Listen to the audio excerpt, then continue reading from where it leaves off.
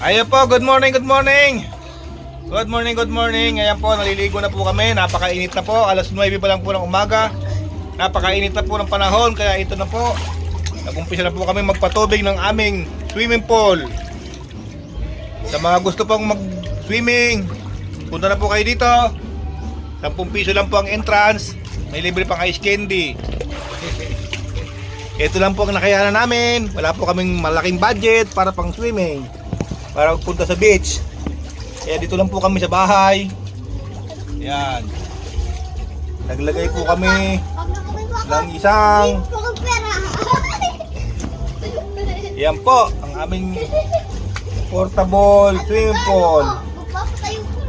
Ayan po. Kasya po ang 10 katao patayo.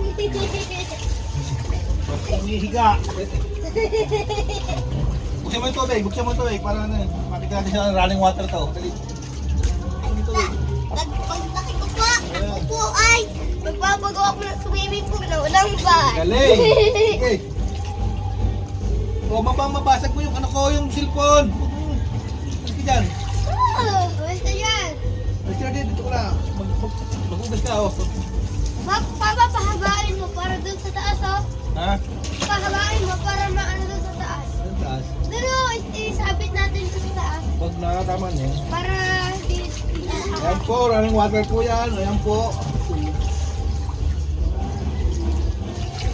Gusto na po kayo dito sa amin.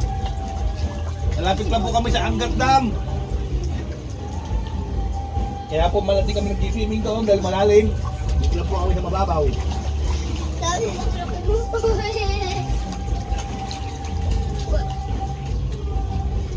Ayun po. Napakasarap po maligo. Fresh water. Ayan po, fresh water. Malamig, mainit-init pa. Ano ba? Ayan po. Ligo na po kayo dito. Kasya ko po yung 3. Pwede po, malalim po ito. Hanggang leeg po. Hanggang leeg.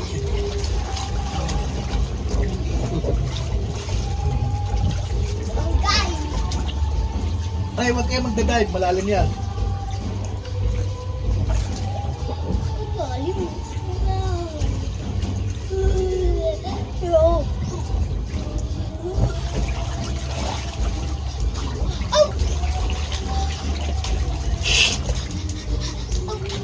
Pumasok po yung tubig sa aking ilong.